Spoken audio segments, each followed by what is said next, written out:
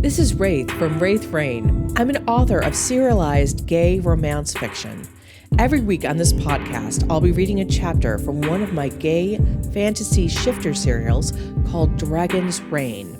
I'll explain at the break how you can find out more about this story and others I write. So let's get to it.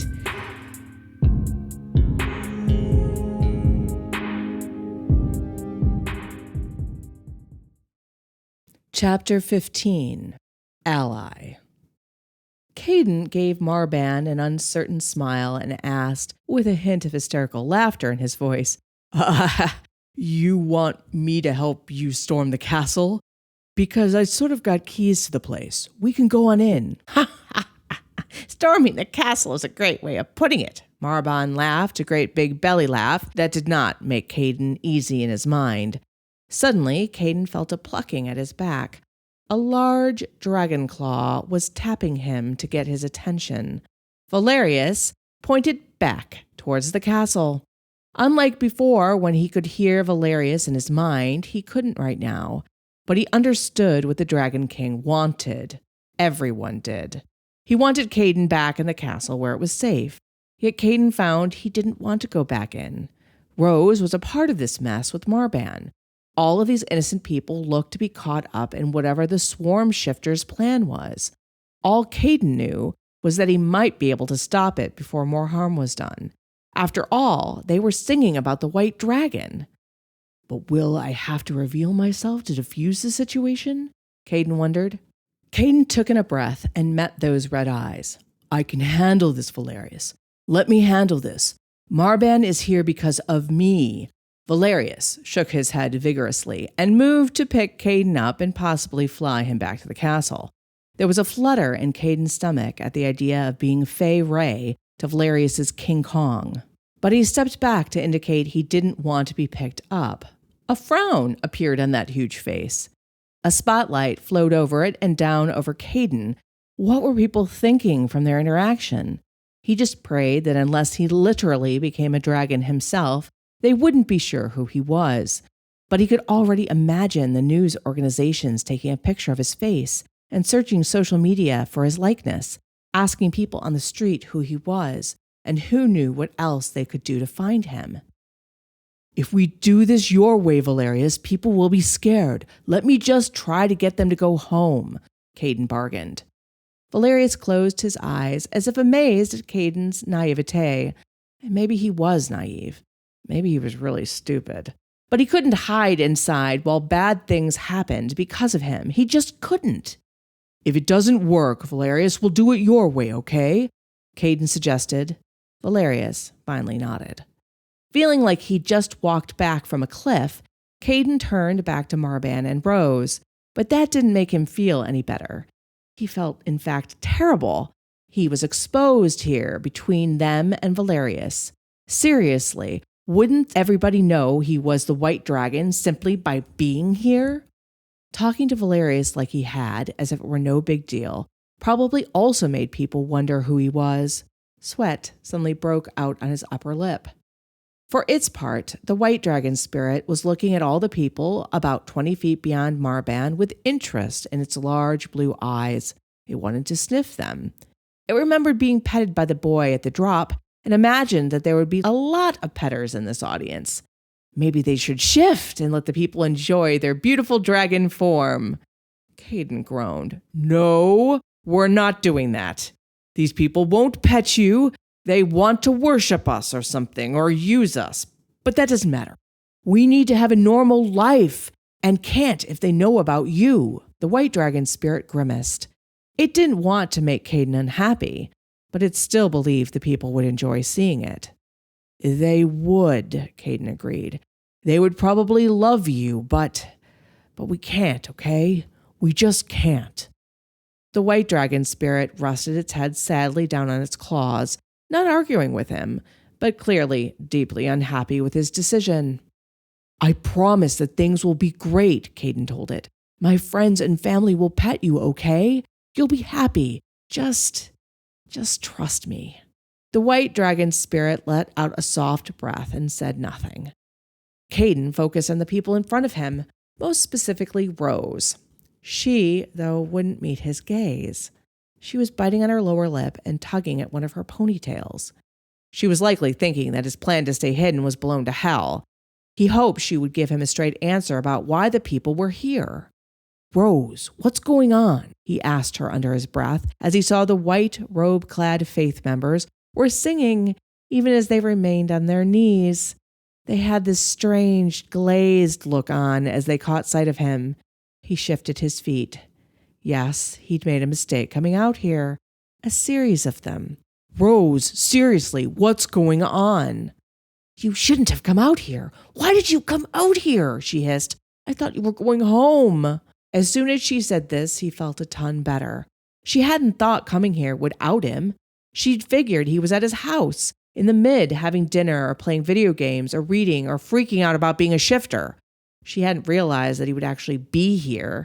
I did. But then Valerius went to Wally's and my friends were in trouble, so I turned myself in," he explained. Her gaze lifted to him, and there was this look in her eyes that he couldn't quite define. You turned yourself in for your friends?" "Yeah. What's the look for?" "But you really wanted to go home. You could have gone home and stayed home." She put a hand to her forehead. "Oh, Caden, why did you do this?" "I couldn't let other people get hurt because of me," he told her. This look he did understand. It was anguish. "I told you, granddaughter, he's a hero, a true leader of the people." Marban clapped Caden's shoulder, "and everyone is going to know it." Caden looked over Marban's shoulder and saw that the people of the faith were now prostrating themselves. There were others that had taken off their caps, and more that had just stared openly at Valerius. Some clearly came from the below, but a ton of mid-people were there too, all agog. They were looking at him as well. Caden's chest felt tight. Maybe they wouldn't guess that he was the White Dragon shifter. Maybe they would think him just some rich person who had been invited to the party. But no. He was still wearing the borrowed clothes from the below. His hair was sticking up all over the place. He was pretty sure he had dirt smudged on one cheek and turkey stuck between his teeth. No one was ever going to mistake him for a rich and powerful person. He looked like he was, well, what he was, a person who had never been in the castle before, but now had the run of the place, which would lead to one inescapable conclusion, which was that he was the White Dragon shifter. His father had tried to warn him that he shouldn't be seen if he wanted to keep his privacy, that running out here wasn't the way to go. He glanced back over his shoulder, but Valerius had settled himself in a crouching position so that no one could scuttle between his legs like Caden had earlier. It was a little insane that he had done that. But he'd been so surprised and happy to see Rose, and he hadn't felt afraid of Raziel. It probably would have been better if he had been afraid. He turned back to Marban. Caden lowered his voice and said to the old shifter, "Have you told them about me?"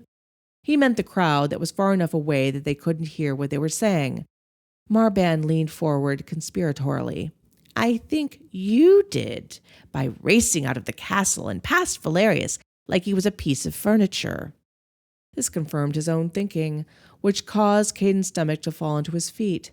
"But I had to come out. You were bringing all these people up here to get them in trouble, unless the White Dragon shifter revealed himself," Caden hissed. Marban chuckled. "And you had to protect them by coming forward in such a dramatic fashion." "Yes, exactly. Makes sense to me why you did it." "I didn't reveal myself. I haven't done anything. I'm just your and Rose's friend. That's all. That's it. And as long as you keep your promise and don't tell them who I am, we'll be fine." "You really think that?" Marban looked highly amused. Caden didn't. He knew that the cat might be out of the bag, but he was intent on stuffing it back in again. He glanced over at Rose, who was squeezing the top of her nose as if she had a massive headache coming on. She evidently understood exactly what he was trying to do and thought it was a big mistake. "You brought them here. You knew what I would do, Marban," Caden cried, feeling the total unfairness of Marban's actions. "I thought you went home," just as Rose said. "Why would I think you were at the castle? let alone that you would race out here when we arrived." Marban blinked at him innocently. "You knew," Caden repeated, certain of it. "Of course he knew," Rose said under her breath, and there was a trace of sadness to it.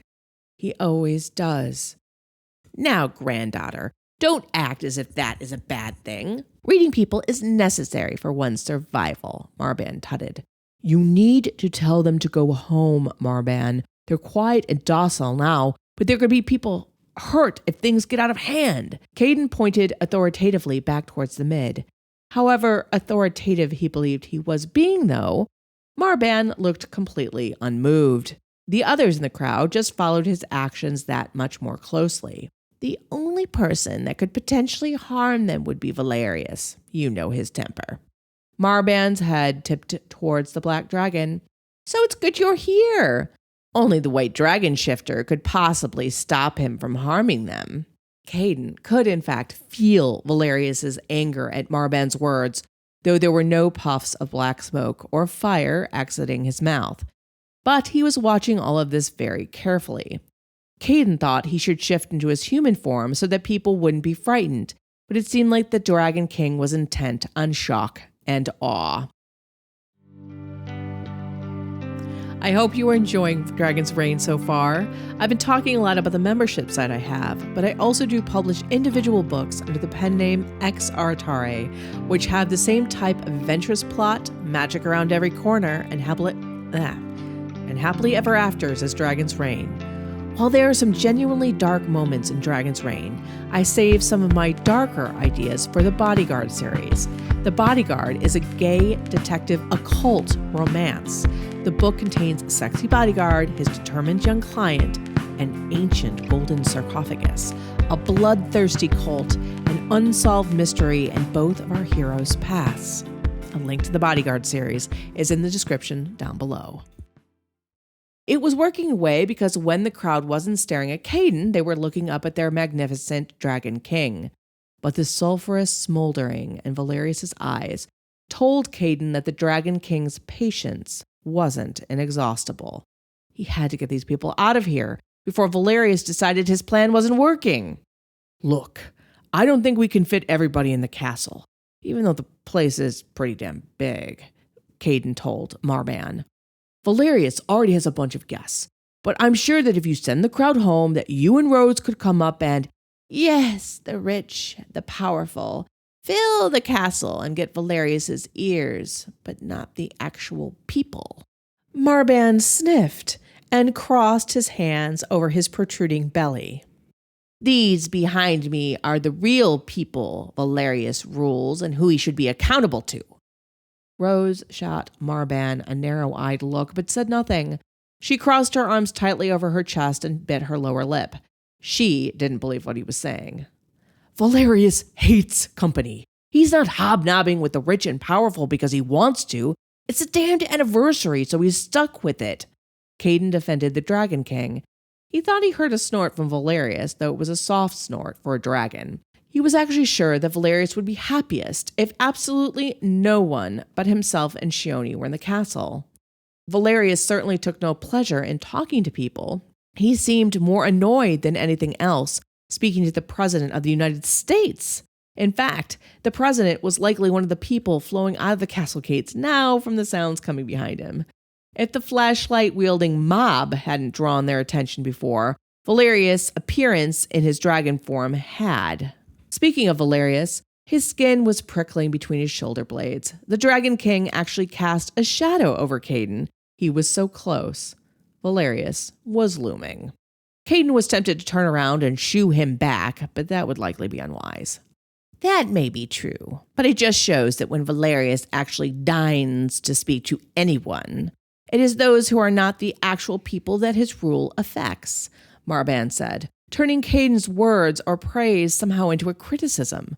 We all know that he does little enough as it is. He should be. That's not true. Caden cut him off. Stop insulting him in the hopes he'll get angry. It's not going to work. Yet Caden did cast a worried glance up at the black dragon's face. Yeah, there was more sulphurous fires glowing there. He really had to fix this, but that was when he saw something he couldn't believe he was seeing. Wally, was running on the outside edge of the stone wall that protected the people and cars from flying off the road and down the steep mountainside. Wally easily navigated the slender space, ducking beneath Valerius's wing with ease. Caden blinked. He had never seen Wally move that fast or nimbly, even when he was darting in to counter one of Landry's arguments against shifters. Wally? How? Why? How you? Caden stammered as Wally hopped down and raced to his side. Wally's wispy black hair, that he studiously kept brushed over his bald pate, was waving in the wind, rather like sea kelp, and perspiration dotted his brow. Wally took out one of his many handkerchiefs and swiped at it. "Thought you could use some backup, kid," he said, sounding slightly out of breath. Do you know Marbon? And this is Rose. And I don't know who these people are and stuff," Caden said, still amazed at the show of speed and balance that Wally had displayed. "I know Marban, all right." Wally's normally jolly face was dour as he regarded the swarm shifter. "What are you doing here, Marban?" "Why, if it isn't Wallace Grummert!" Marban laughed. "Fancy seeing you here. You call yourself Wally now. How close to what your old name was. Well, I guess it's easier to remember." "Wallace Grummert? No, Wally isn't who you think he is. He's not even a shifter, let alone the head of the rat shifter mafia. That's crazy, right?"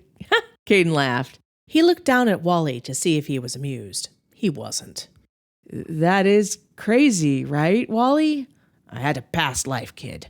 One that I gave up a long time ago. The person I was then, I'm not now," Wally told him. But your eyes don't have the night shine. You can't be a shifter," Caden cried. "You've actually got people fooled. I have to admit that those contacts really do hide the night shine," Marban said with an ugly smile at Wally. Wally's nose quivered, rat-like. "And I see you haven't changed at all, Marban. Still getting kids involved in your messes? Dragging everybody down into the muck with you? Well, you're not doing that to Caden. It's not happening." He sliced one of his hands through the air. "If I have to dredge some of my old character traits out, I'll do it to keep him safe." "Wally? Are you seriously Wallace Grummert, head of the rat shifter mafia?" Caden gasped, not registering anything else that Wally had said. Wally gave a brief nod. "I am, kid. Or I was. I made a decision to leave that life for one selling souvenirs. Best decision I ever made." Caden's mouth opened and shut. But I mean, I get why you didn't tell anyone your old identity, but why hide that you're a shifter?" "Caden, are you really asking him that?" Rose shook her head. "Rat shifter owns a store. Who was going to buy there from him? They'll think the goods are stolen or he's ripping them off." "Wally is totally honest and legit. He would never do that," Caden shouted back at her. Rose smiled sadly at him. "Yeah, but you only know that because you didn't know he was a rat shifter until you'd worked with him for years, right? Imagine if you'd known from the get-go. Would you have applied for a job to work at his shop? Would your parents have allowed you to do so even if you wanted to? I'm guessing the answer to that question would be no." Caden thought of all the ugly things that Landry had said about shifters over the years. She'd even flirted with joining humans first after her older brothers did.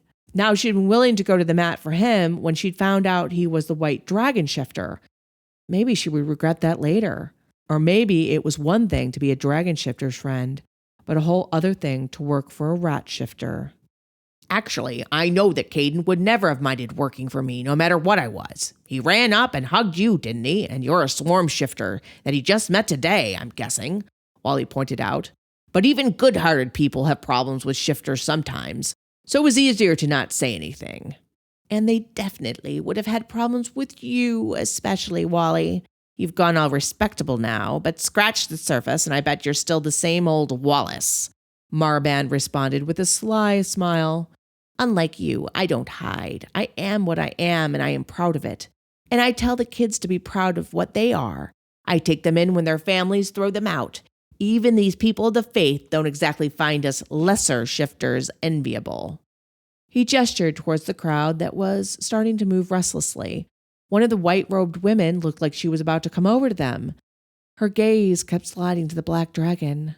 She'd stopped kneeling. "You are not lesser shifters. Stop calling yourself that," Caden cried. "It's okay, kid. It's how we're described," Wally said. "He's just trying to pull at your heartstrings. But there's nothing you could do to change how we're seen by people. Only we can do that." "You're wrong. He can, Wally," Marban said with that wide grin appearing again. "All you need to do, Caden, is tell the people who you are."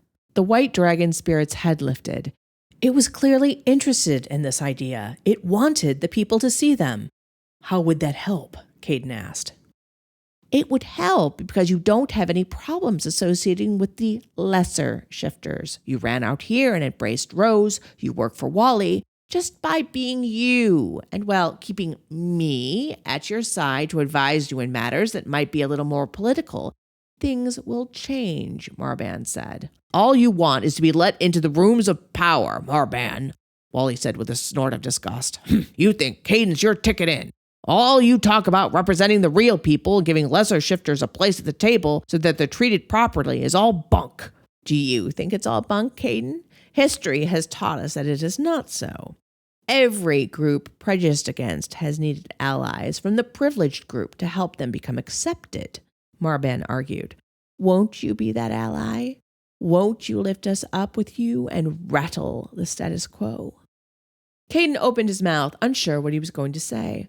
But whatever it was turned into a whoa as Valerius lifted him up in one clawed hand and took off from the road.